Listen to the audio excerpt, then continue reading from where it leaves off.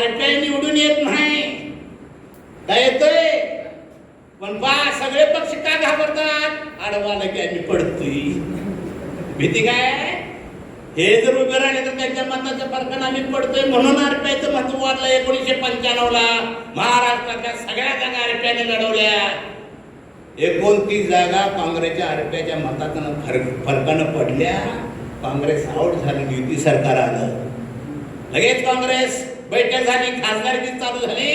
4 खासदारकी दिल्या का नाही आठवले खासदार झाले प्रकाश आंबेडकर गवई झाले कवाडे झाले दणका दिल्यामुळे झालं आणि आमचा अण्णा मी तुमचा मांगामुळे जर शिका पडू लागल्या तर दुर्बिणीने शुद्धी 4 घराचा मांगडा सुद्धा राजकारणात दखलपात्र होईल आणि ज्यावेळेस मांग राजकारणात दखलपात्र होईल त्यावेळेस सगळ्या विकासाची दारं खुली होतील शिक्षणाची दारं खुली होती सगळी दारं खुली होती ती चावी आपल्या कमरेला नसल्यामुळे मांगांचं वाटप झालंय का नाही पक्ष चालूया निर्भीडपणे पोरं उभ्या करूया एक सांगतो एकाच पक्षाचं सरकार केंद्रात नाही राज्यात नाही झेडपील नाही पंचायत समितीला नाही आहे का आघाड्याचं सरकार आहे आणि त्या आघाड्यामध्ये पण आम्ही नाही आघाडीमध्ये सुद्धा आम्ही नाही पंक्तीत बसलोय आम्ही वाढपी तोंड बघून वाढत नाही काट बघून वाढतोय सगळ्या समाजाचं ताट आहे पक्षी आणि मांग बसलाय म्हणजे मला वाटतच नाही ताट आहे का तुझ्या समोर राजकीय ताट तुमचं नसल्यामुळे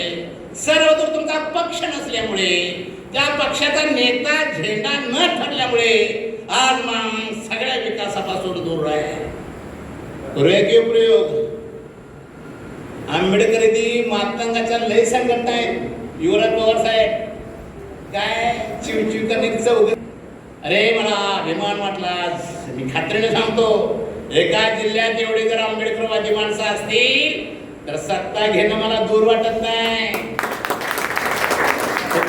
तुम्ही असो नसो पुढची पिढी नाचवल पण एका जातीच्या आधारे राजकारण होत नाही म्हणून बाबासाहेबांनी मांग महार परिषद घेतले दोघं तरी एक उद्या तंगच आहेत मांग महार काय भांडण आहे दोघांचं दोघे गावाच्या बाहेर दोघे मोठ्याच बोलतात दोघे मोठ्याच खात्यात पण तंग आहे काय भांडण आहे तुमचं कशाचं भांडण आहे हे भांडण मिटावं दोन समाज एक झाले तर बाकीच्या जाती आपोआपच जोडल्या जातील आणि किमान ह्या देशाची महाराष्ट्राची सत्ता घेतली बाबासाहेबांचं स्वप्न होतं त्या स्वप्नाला बीजेपी वाले संघवाले खिंडार मारतायत आंबेडकरवादी मातंग परिषद घेण्याची तर चालू झालाय पण आंबेडकरवादी महार परिषदवर येण्याची वेळ आली आहे आले का नाही लढणारे बहुत समाज नेते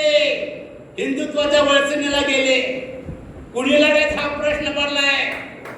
त्या राजकारणाच्या पोकळीमध्ये जर तुम्ही उठलात तर मी खात्रीने सांगतो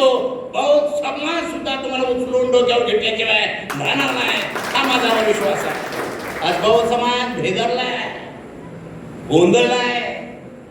काय करायचं दिशाहीन झालाय का नाही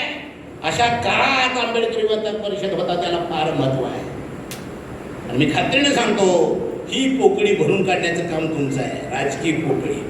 प्रचंड प्रमाणामध्ये दलितांच्या राजकारणाची पोकळी तयार झाल्या ती पोकळी ह्या निमित्तानं भरून काढण्याच्या संदर्भात ह्या परिषदा तालुक्यावर जिल्ह्यावर व्हाव्यात आणि जाणीव मातंग समाजाला राजकारणाच्या संदर्भावर दिली पाहिजे